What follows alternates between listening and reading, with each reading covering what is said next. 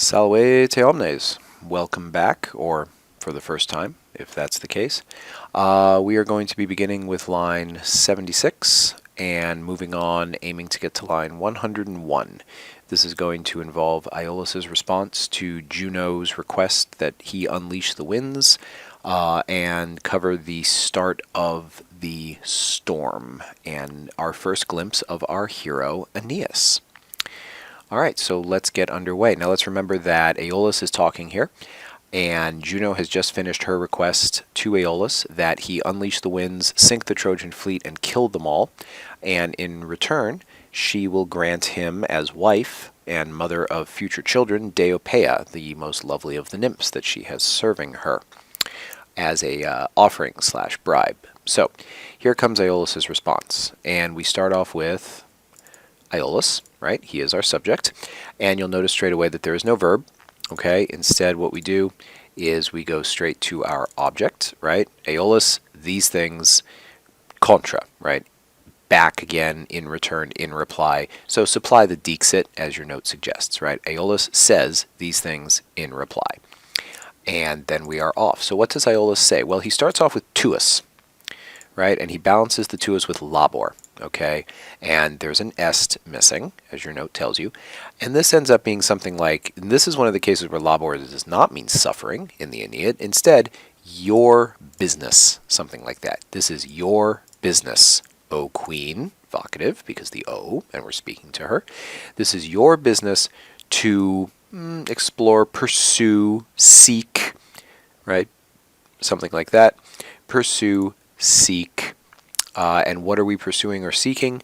What you desire, okay? This is a indirect question, as your note points out, because optes right here is in the subjunctive, not the indicative. So what do you want? That's the direct question. Your business, O queen, is to seek out what you desire.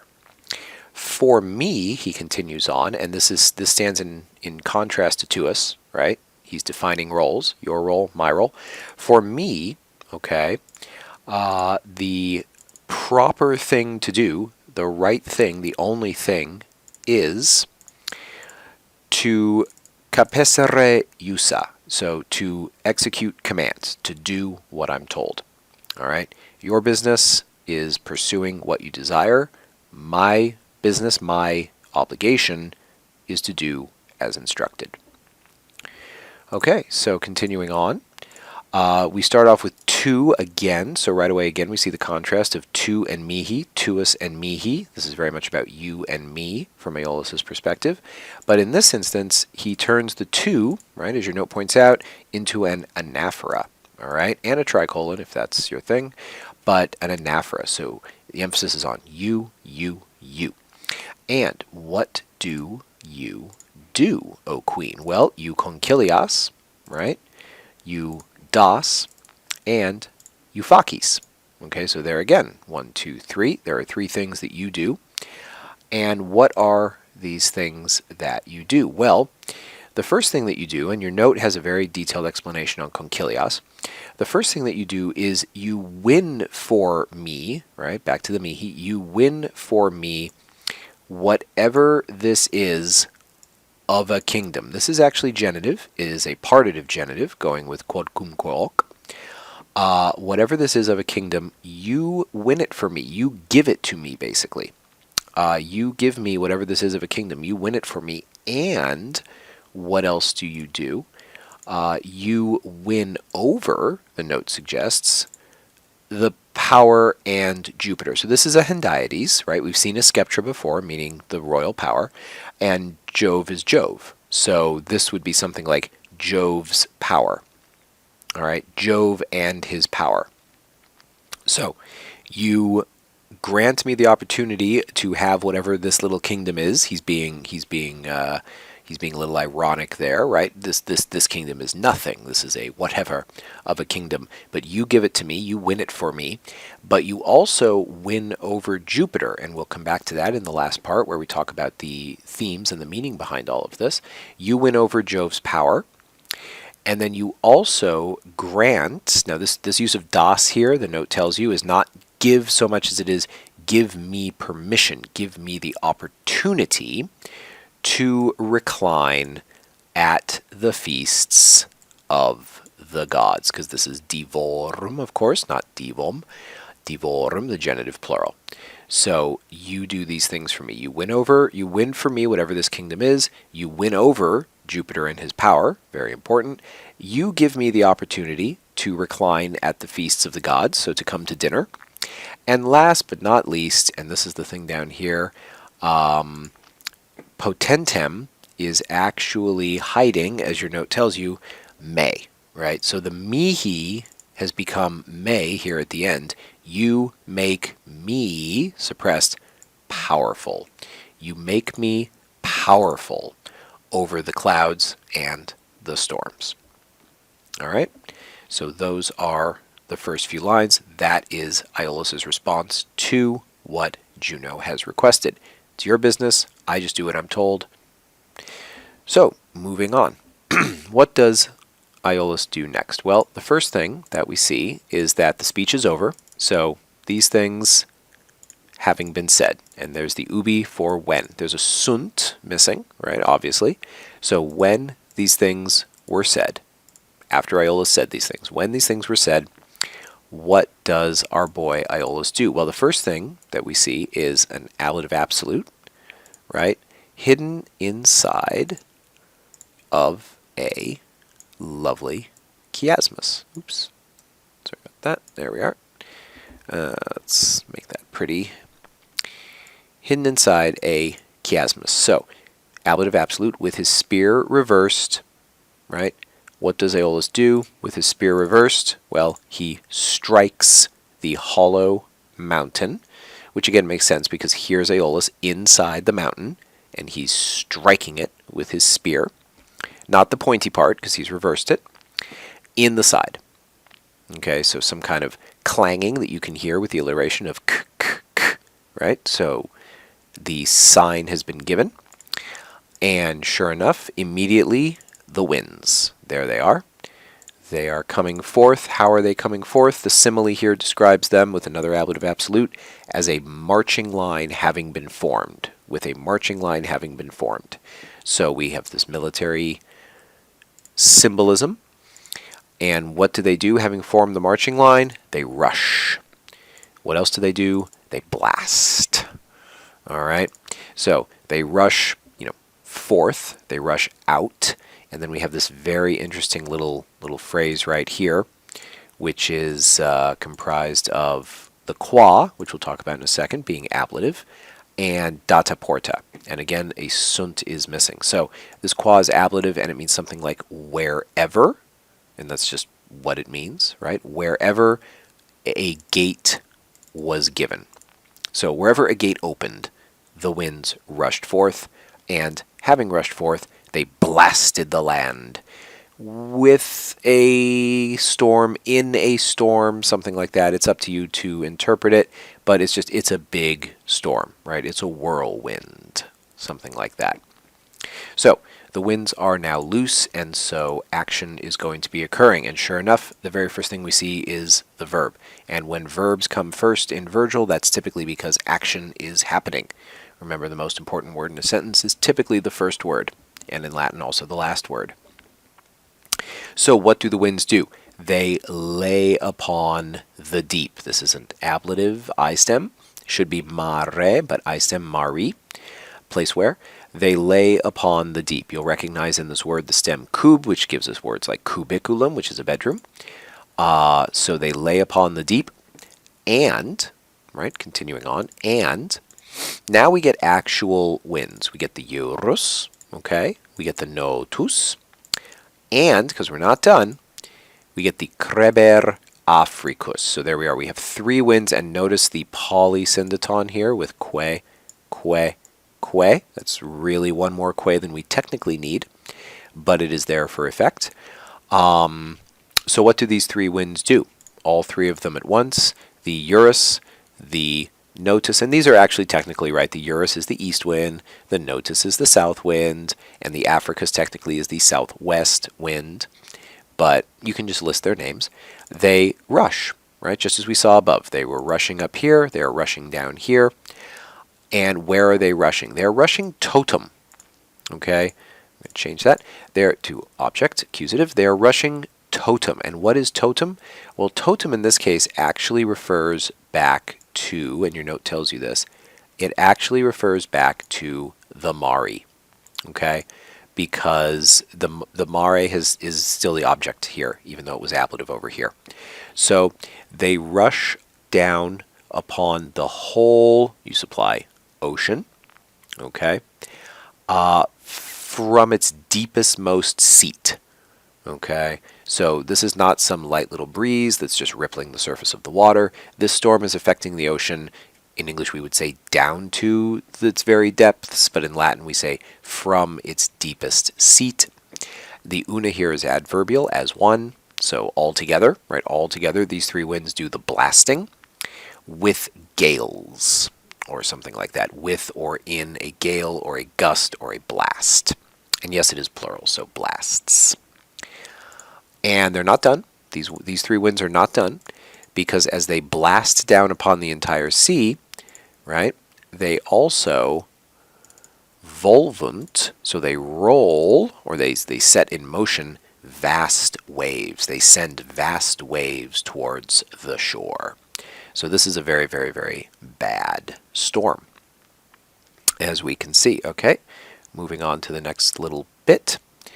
Again, the verb comes first because action is happening, and Virgil does not want it to let up. Something followed. Okay, what followed? As the winds attack, what comes next? Well, what comes next is laid out quite simply. The shrieking or shouting of men. Virum is, of course, virorum, not actually accusative, genitive. So the shouting of men and the shrieking, squeaking, creaking of rudentum. And these are ropes, okay? So again, if you've ever been sailing or watched movies about sailing in the age of tall ships when everything was done with rope, miles and miles of rope, the rope will shriek, it will creak, it will make noise. So because of the strain from the storm, the men are shouting and the ropes are shrieking. Okay, so going on to the next bit, once again, we continue with verbs. Now, someone, plural, is snatching something. Okay, someone is snatching something. And all of a sudden, the clouds, right? What do the clouds do? All of a sudden, well, they snatch the sky and day. So this is kind of another Diomedes. All right, you could just as easily say the daytime sky, but Virgil has chosen to say both the sky and the very day from the eyes of the Trojans. Okay, of the Trojans. And sure enough, upon the sea, night. What kind of night? Black night. What did black night do? Same verb as before, incubat. If you remember up here, you can still practically see it. Incubuere, lay upon. Black night lay upon the sea. Another ablative, place where. All right. So, it is nighttime now, basically. The next thing that happens, once again, thunder now. And again, intonuere, kind of like incubuere up here. These are not infinitives, obviously. These are third-person plural verbs referring to the wind, perfect tense. So this is incubuerunt, intonuerunt. And what is the thing or people, things or people that are thundering? Well, it's actually the very poli, right? The very poli themselves. So the sky, basically, literally the poles, like the North Pole, but the very top part of the sky. And not just the sky, but the ether, all right, which is, if you think about it, this is like the higher realm of heaven. Okay, so not just the sky that we can necessarily see and has the air that we breathe, but the sky that is above that sky is, what is it doing? It is flashing. Okay, it is flashing. So we know right away, crebris ignibus, with thick fire. And this creber again, by the way, look back up here. This is the same creber that was describing the africus. So again, this word means something like frequent, crowded, thick.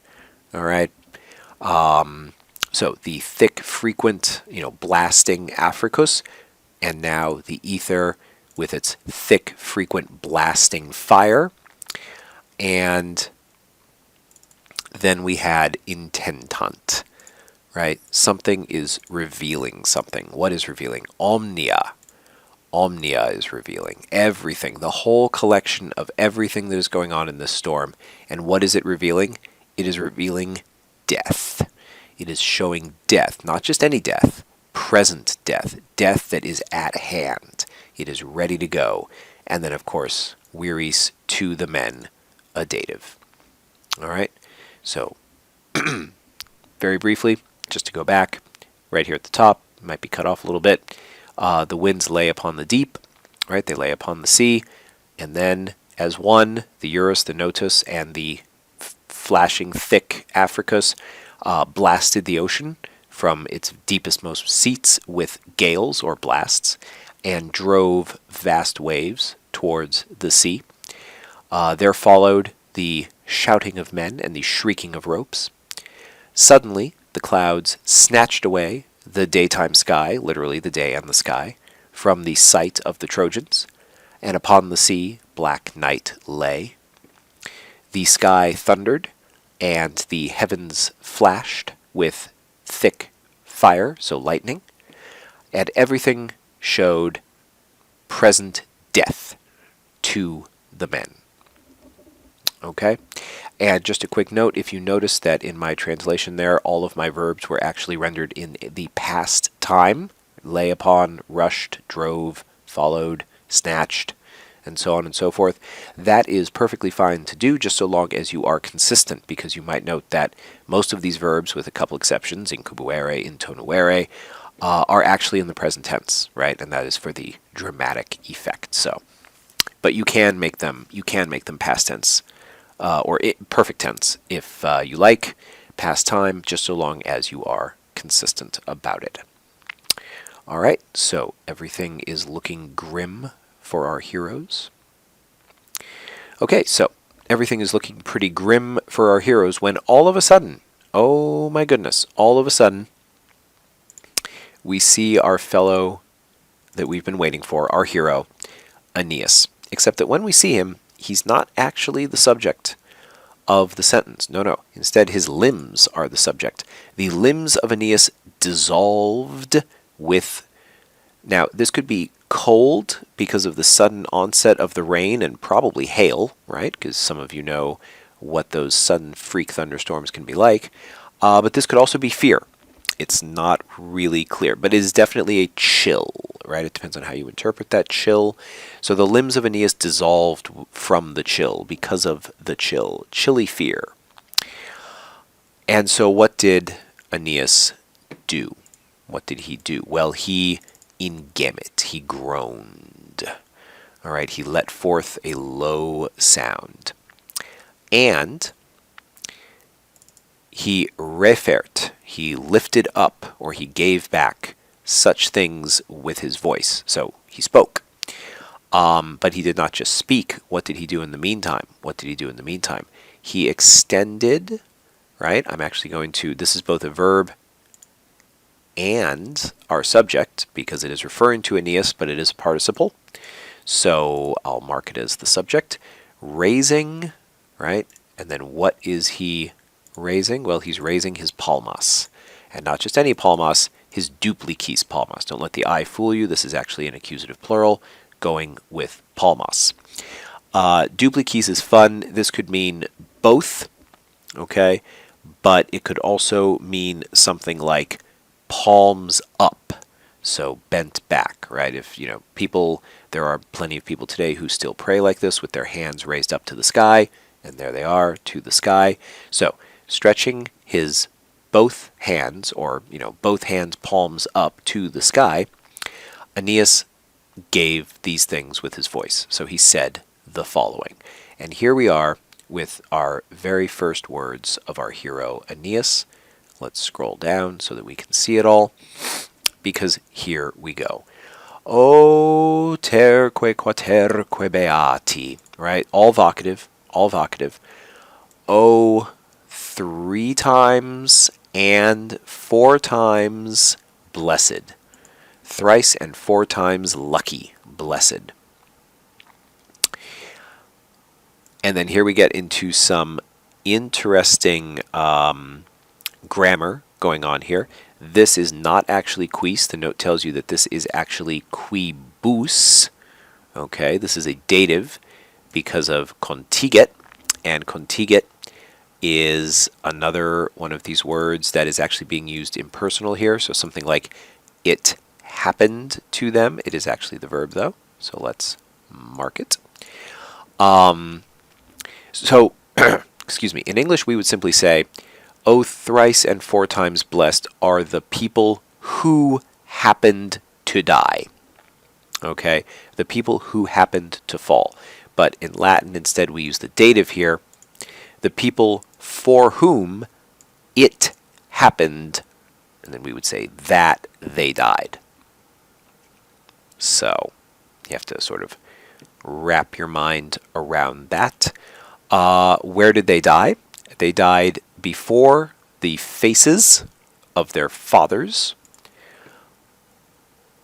underneath the lofty walls of Troy. And we've seen this, just a brief note, we've seen altis moenibus, right, already, back at the beginning, referring then to Rome. So right away we have these little subtle links, okay? Here it's the lofty walls of Troy, Troiae moenibus altis, but back at the very introduction to the poem, we read about the altae moenia Romae, the walls of high Rome. And we talked about how in that instance the altae was a transferred epithet, right? It's easier to understand alta with moenia, but we actually take it with Romae there. So here again it's just that little reference, Troy is Rome, Rome is Troy. Thus the connection. So, O thrice and four times blessed are those people for whom it happened that they died before the faces of their fathers, underneath the walls, the lofty walls of Troy. So there's that. And then we continue on with another vocative. And in this case, our vocative comes down to taidide. So this is where your knowledge of Homer's Iliad is going to come into play. Taidide is Diomedes, and Diomedes had a large role in the Iliad, where Aeneas had basically no role. And most particularly, this entire phrase where he calls Tydides the bravest or strongest of the race of the Greeks, right? Both genitives, gentis and danaum. The bravest of the Greek race, the race of the Greeks. Why? Well, this refers to the episode in the Iliad where Diomedes is rampaging throughout the Trojan lines and killing everyone, and he faces off with Aeneas and was going to kill him until his mother Aphrodite, Venus to us now in Rome, swooped in at the last minute and saved him, and for her trouble had her wrist cut by Diomedes' spear.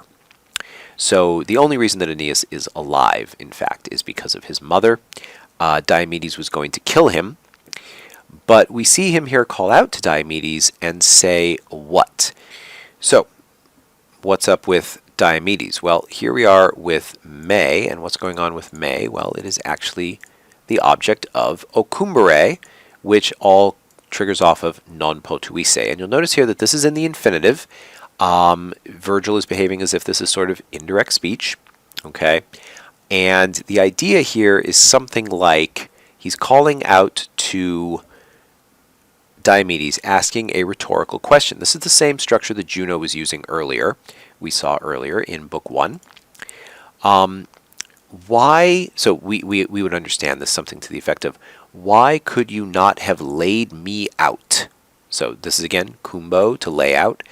Ocumbere, therefore, to kill, on the fields of Troy, okay, ablative.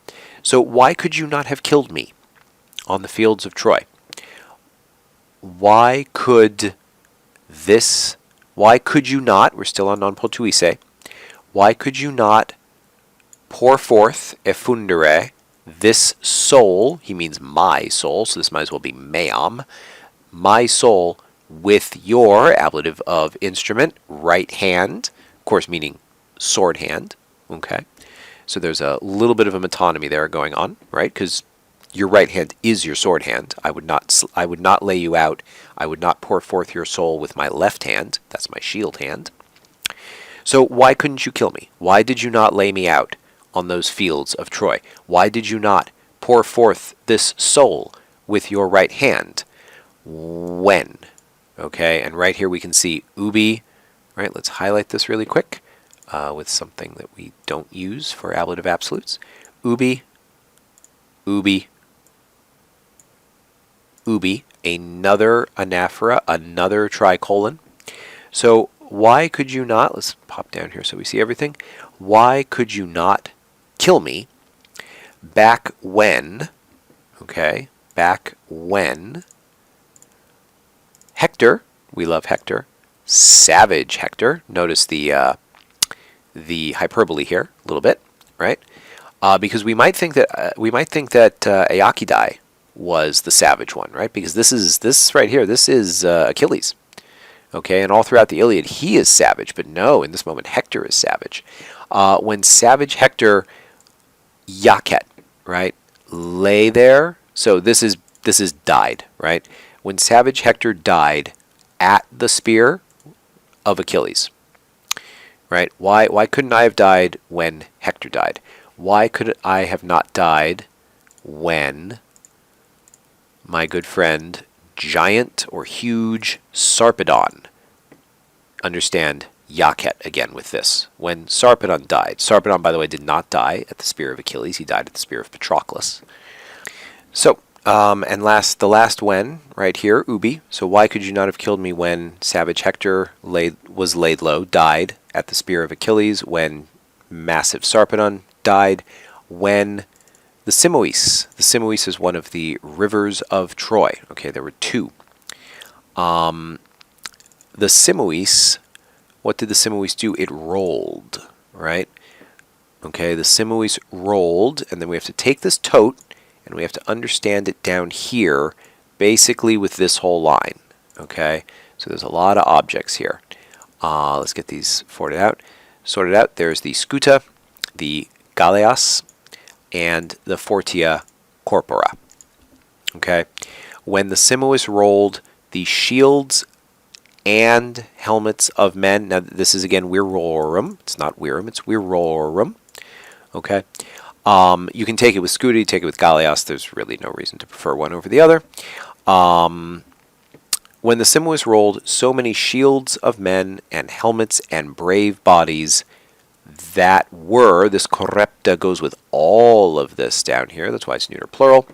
And it looks like this because it's closest to scuta, so it's, most directly modifying the scuta, were snatched beneath its waves. All right? So really quick, and then we'll explain why, basically we understand, why could you not kill me on the fields of Troy? Why could you not pour forth my soul with your right hand when savage Hector died, essentially, at the spear of Achilles, when massive Sarpedon died, when the Simois rolled, so many shields of men and helmets and brave bodies snatched, that were taken beneath its waves. And this again is referring to these are referring to various episodes in the Iliad. Obviously the death of Hector at the hands of Achilles is a major moment. The death of Sarpedon, not at the hands of Achilles again, but at the hands of Patroclus, was a huge moment in the Iliad, so much so that Zeus himself wept tears of blood upon the earth for the death of his son Sarpedon. And the Simois is a very, very famous scene where Achilles has actually killed so many Trojans that the river Simois itself, which is sick and tired of having all of the bodies and armor of these men, jamming up its waters, right, corrupting its waters, that the river itself rose up and attacked Achilles, and Achilles fought the river, and almost won, but almost lost at the same time. It was kind of a draw. So a very, very famous scene right there. Okay, so that is that.